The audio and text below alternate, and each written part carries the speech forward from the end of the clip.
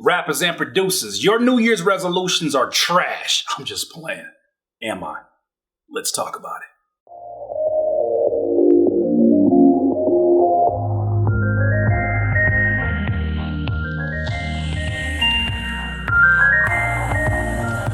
Rappers and producers, Happy New Year.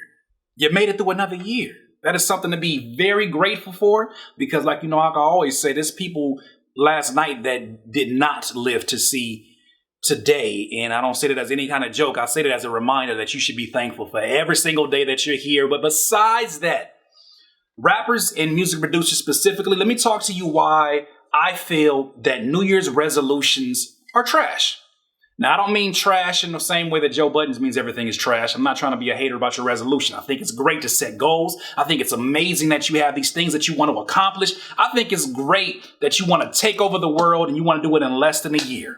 However, you know the saying, Rome wasn't built in one day. So here's my advice to you, rappers specifically and music producers specifically. Don't worry about New Year's resolutions. Because it seems to me that New Year's resolutions by nature are for other people around you.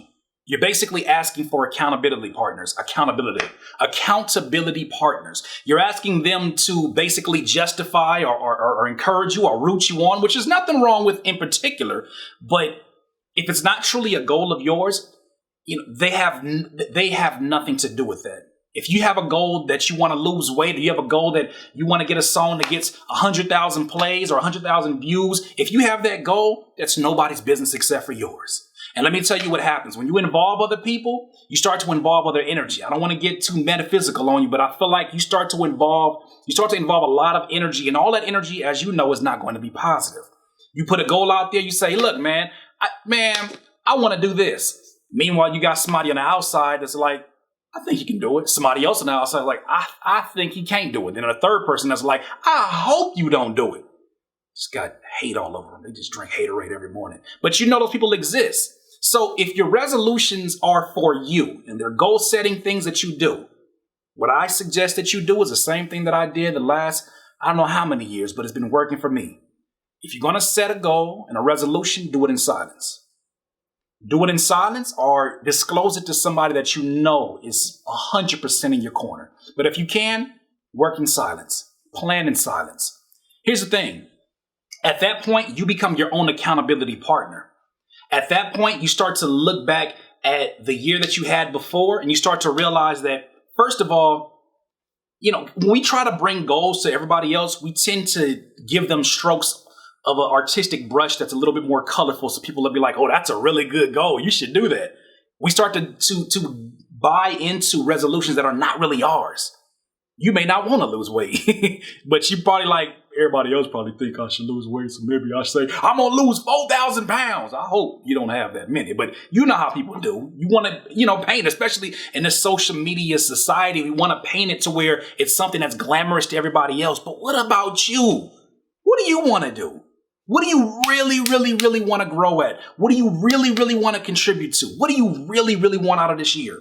And when you realize what it is that you want, start to break it down in microcosms. I was watching Kobe Bryant do a press conference before they basically honored him and, retired 2 of his jerseys. And they said, man, do you have any advice for like young basketball players? He said, I'm paraphrasing, but he basically said, I would hope that they understand that success is built in microcosms. Small, bitty steps, right? Sort of the tortoise and the hare. Well, everybody's out here social media crazy and showing off, oh, I'm about to lose weight. I'm in the gym. Check me out. January, I'm in here. I told you I'd be here. They're doing all of this for everybody else. They act like the hare, right? They acting like the hare who was running all fast and, jumping around and doing all of these theatrics. And meanwhile, the tortoise slowly but surely moved towards the goal.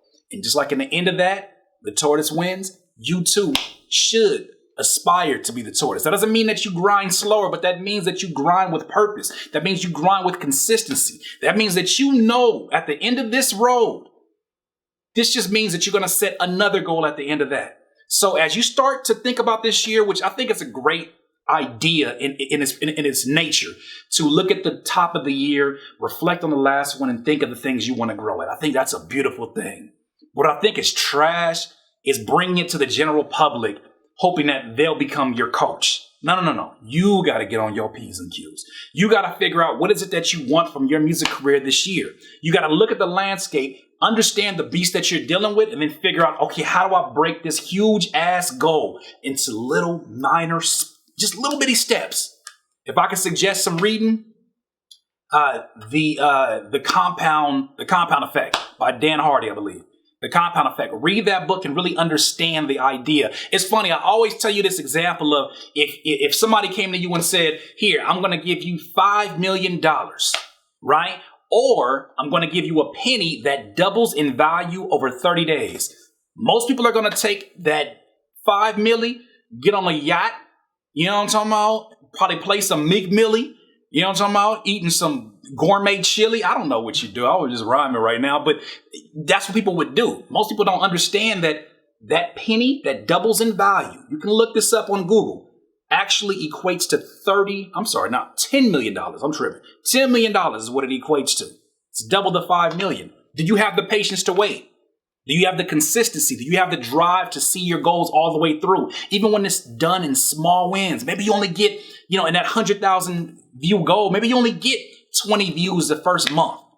But can you see yourself doing all the work that you can do to get that 20 to a 50, 50 to 100, 100 to 150, and just start to grind? Who cares what everybody else is saying? Who cares what everybody else got?